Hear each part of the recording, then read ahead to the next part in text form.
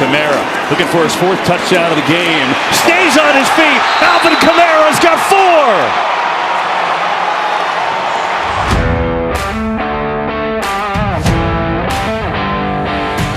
Yes, sir. Kenny C back on the ones and twos. Football talk. It's still coming at you. Week 2 of the NFL in the books. We're going to get into that. I'm going to give my takeaways from week 2. We're also going to get into some Green Bay Packers football for my Green Bay Packer fans out there.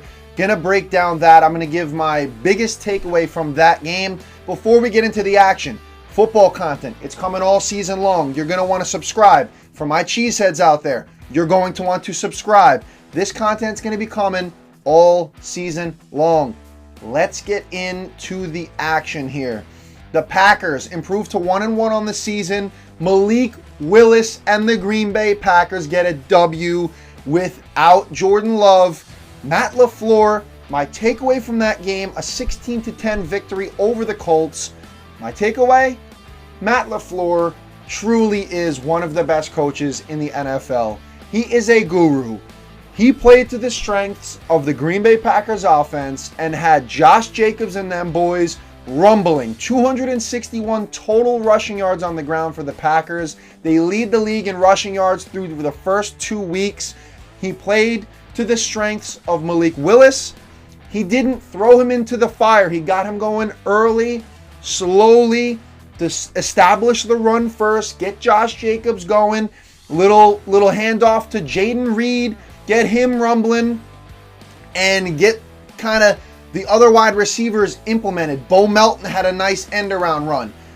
Matt LaFleur knows how to dial up an offense. Bring the pre-snap motion, bring other players involved in the rushing attack, not just the running backs. Get it going slow and steady, and then slowly work Malik Willis into it. On 3rd down, Malik Willis, 10 for 17, efficient as ever. We saw him go out there calm, cool, and collected and make things happen. And if you go back and watch, you see on a number of plays, it was actually guys that were wide open. But Malik Willis, you're not going to throw him into the fire of pass heavy. You're going to balance it with a good rushing attack. Let him make his plays. He made plays with his legs. He rushed for 40-plus yards on the ground. Final stat line for Malik Willis, 12 for 14, 122 yards, and his first career passing touchdown, which was a nice dot to Dontavian Wicks in that first quarter. I love the style that LaFleur brought to this game. Let's go slow and methodical. Let's start up and build the rushing attack. We'll throw in some end-arounds in there. We'll throw in some bubble screens to Jaden Reed. And let's get it going slow for Malik Willis. And slowly but surely, Malik Willis was efficient. He used his legs, like I said, extending plays. I love the way that the Packers approach this game, and Matt LaFleur is a guru. That's the takeaway. Jeff Hafley and that defense, how about them boys? 5 interceptions through the first 2 weeks, leading the league in takeaways. 3 interceptions in this game, including the game-sealing pick by rookie safety Evan Williams, the 4th-round pick out of Oregon. He got the game-sealing pick against Anthony Richardson, and Hafley largely neutralized Anthony Richardson's ability. Michael Pittman was nothing in this game. It was really the Alec Pierce show, and Jonathan Taylor, the Packers' run defense, is still struggling a bit. 103 yards on the ground off of 12 carries. They still got some work to do. They struggled to stop Barkley last week. But overall, I'm liking what I'm seeing. Xavier McKinney, back-to-back weeks with an interception. Good things from this Packers defense. Eric Wilson had himself a career game. I think he was a 99 PFF grade from this game. So really like the unity overall between the offense and the defense. The Packers dialed it up and got a good win. Now they have to go play Tennessee on the road for Malik Willis's revenge game. I'm going to love waiting for this game and seeing how this game plays out. I am going to love, not Jordan, I'm going to love Malik Willis and the Packers going into Nashville in a revenge game and trying to get it done and trying to go above 500 on the season. Now, let's get into my Week 2 takeaways. Stay tuned. Let's go.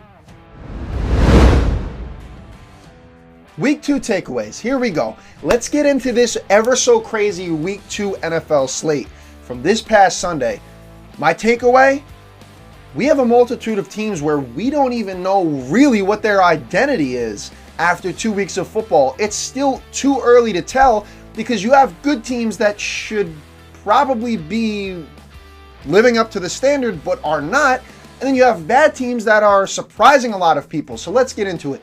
One of the games in particular, the New Orleans Saints went in and stomped out the Dallas Cowboys, breaking their 16-game home winning streak in Dallas, in Arlington, crushing them 44-19 with Alvin Kamara running roughshod for 4 touchdowns. This is a Cowboys team that the week prior beat the brakes off the Browns. So what really is the Cowboys' identity here? You have really only one playmaker in the offense in CeeDee Lamb, and defensively, essentially the same core as last year, which was one of the top units in the league, led by Dan Quinn, but Mike Zimmer's no slouch. He had his boys going last week. So it's really just a mystery, and I guess we'll have to see how this Cowboys team can rebound from this loss. And moving forward, Derek Carr seems to be him. 91 points through the first 2 weeks for that Saints offense. They're humming. This is crazy to see a Saints team go out with Derek Carr, who last year struggled mightily, and now the Saints are 2-0 on the year. Another team, let's go around the horn here. We'll kind of breeze through. You had the Cleveland Browns, who got stomped by the Cowboys in week 1, and they go out and beat Trevor Lawrence and the Jacksonville Jaguars 18-13 in that game. Deshaun Watson actually balled last week. He was a shell of what he probably should be. I know people think he's a little washed up. I think he's a little washed up, but he's still got that raw talent. Let's keep going here. The Raiders, the Las Vegas Raiders, with a 26-23 upset of the Baltimore Ravens. What is the Ravens' identity? A team that was a toe away from beating the Chiefs to start the year, and then now they fall to a Raiders team led by Gardner Minshew. Antonio Pierce has them boys doing big things. Down 10 in the fourth quarter, they rally back and they beat Baltimore. Harbaugh and Lamar have to get things straightened out because they're now 0-2. The Vikings, led by Sam Darnold, this guy balling out against San Francisco of all defenses. 23-17 victory in that one. You got Justin Jefferson getting hurt. What the hell is going on? And finally, I'll wrap it up with the Pittsburgh Steelers defeating the Denver Broncos. Rookie quarterback Bo Nix at the helm. So that was pretty much expected. We all know that Mike Tomlin's an excellent head coach. 13-6, but they have 1 touchdown through 2 games, and they're 2-0. Guess that speaks volumes to Mike Tomlin's coaching. So my point is, we really don't have an identity for a lot of these teams out here in the NFL. Let's move on to the next takeaway. My other takeaway from the Week 2 slate. This one is short and sweet. This one's plain and simple. The injury bug, which you can't even call it a bug, more like a virus that has infected the NFL right now. You look at the injuries that were sustained after Week 2. People's fantasy teams in shambles. 2 of mine, borderline in shambles because of CMC, but otherwise, I'm okay. I hope your teams are okay, but I'm sure a lot of them are not, because you look at what happened with Puka Nacua. He's done for a few weeks with the knee injury. Cooper Kupp hits the IR. He's got an ankle injury. Deebo Samuel with the calf. He's going to be out for multiple games. Christian McCaffrey with the Achilles tendon, probably done till Week 6. A.J. Brown didn't even suit up for that Monday night game against the Falcons with a hamstring injury. He's going to be out a few weeks. Justin Jefferson was banged up in the loss to the win to the San Francisco 49ers with that quad injury. All of these key marquee guys, Isaiah Pacheco with a fractured fibula, done for a few weeks at minimum. Fantasy teams are in shambles right now. I don't know if this is attributed to the fact that the NFL is kind of de-emphasizing the preseason and training camp, if you will, and the fact that now they're trying to go to 18 games and try to more and more limit the amount of preseason games that there are, when I think that NFL starters should be getting more burn in all 3 of the preseason games, at least for the first or second quarter, to get game ready and get their bodies into full game ready sort of shape from the offseason coming back into the start of the season.